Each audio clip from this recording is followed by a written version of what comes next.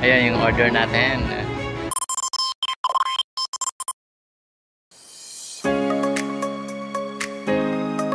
Isang mapagpalang umaga po sa atin mga idol.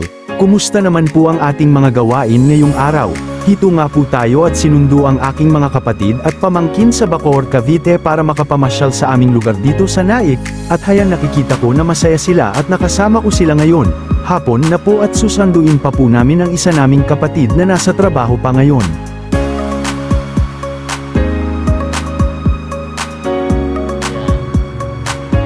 At hayan inabot na nga po kami ng gabi sa daan kaya nag-take out na lang po kami ng pagkain.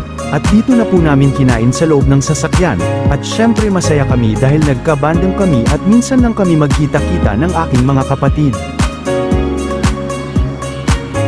Hayan ng aking pamangkin ay mukhang gutom na at seryoso na siya sa kanyang kinakain, habang ang isa naming bunsong kapatid ang nagpipicture pa ng kanyang pagkain. Ako ay natutuwa sa kanila, at dito lang kami kumain sa tabi ng kalsada.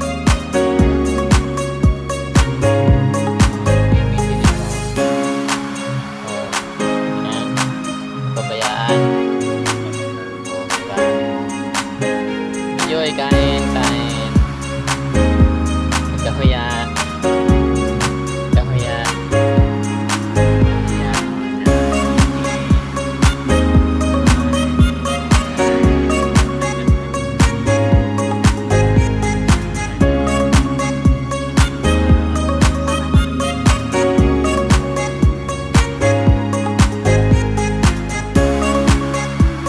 Pagkatapos nga po namin kumain ng hapunan ay dito po kami nakituloy sa bahay ng aking pinsan sa Naik, at mukhang napagod ang kanilang kuya sa pagmamaniho kaya nagpatapak muna ito sa kanyang pamangkin sa likod para ma-relax ito.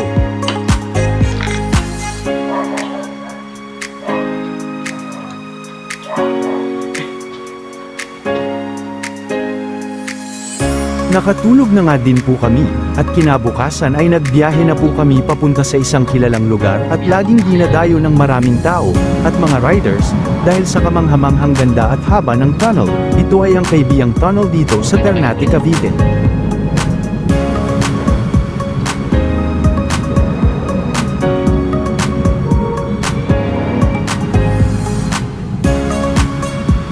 Hayan palabas na po tayo mula sa mahabang tunnel, at marami po ang mga riders na nakaabang sa labas ng tunnel.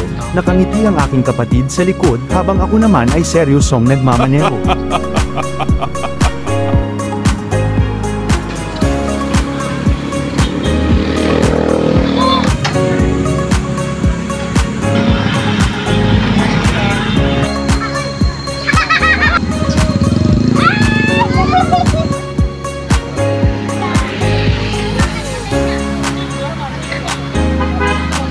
At ayan nga po mga idol, may mga nadaanan din po kaming mga unggoy sa tabi lang ng kalsada sa mga puno ng kahoy.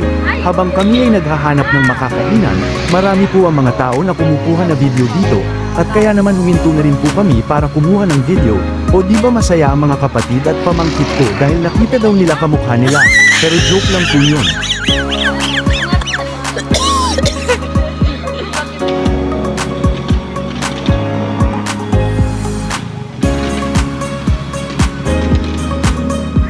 Huminto nga din po muna kami ng madaling minuto sa labas ng tunnel para mag-picture taking at may remembrance din daw sila.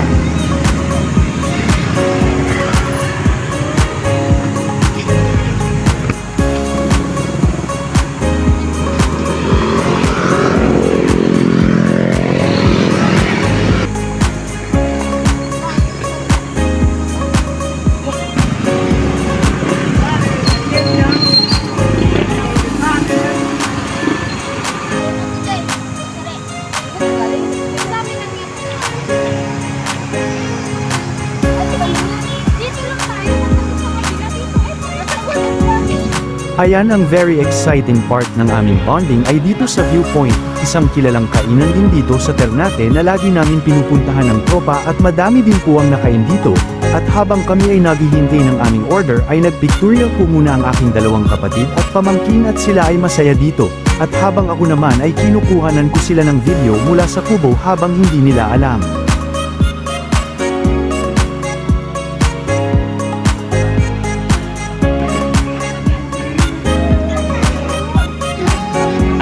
ka mo?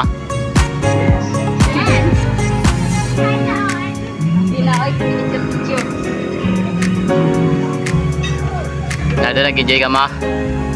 Yes. Kadyo nag-enjoy ka? Opo. Yes po. Sobra. Nakita namin ang mga unggoy dun sa yung mga amo.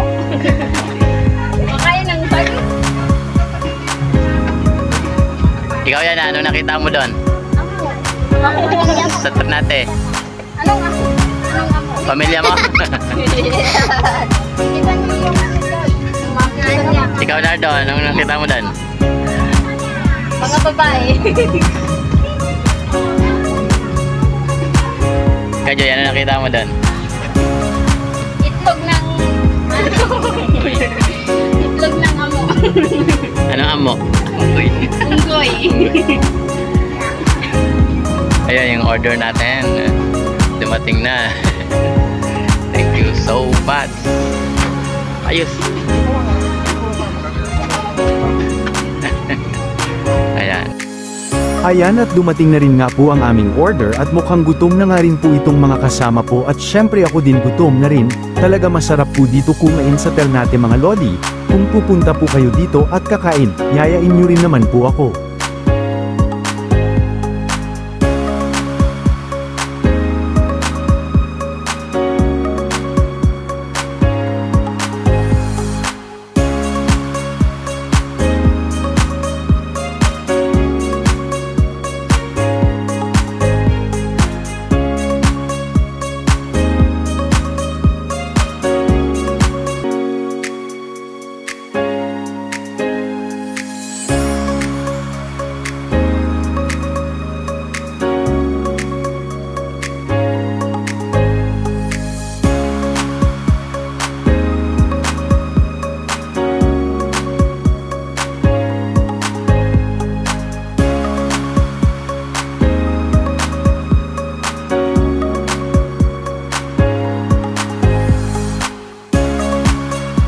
Ayan po mga idol at tapos na po kami kumain, busog na naman ang idol ninyo.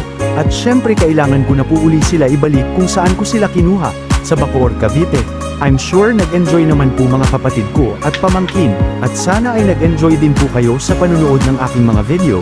At syempre mega shoutout po sa ating mga followers, family, friend, non-followers, mga supporter, viewers na patuloy na sumusuporta po sa aking mga video. Yakapin niyo po ako at yayakapin ko rin po kayo. Pagpalain po tayong lahat, at lagi po tayong mag-iingat. God bless.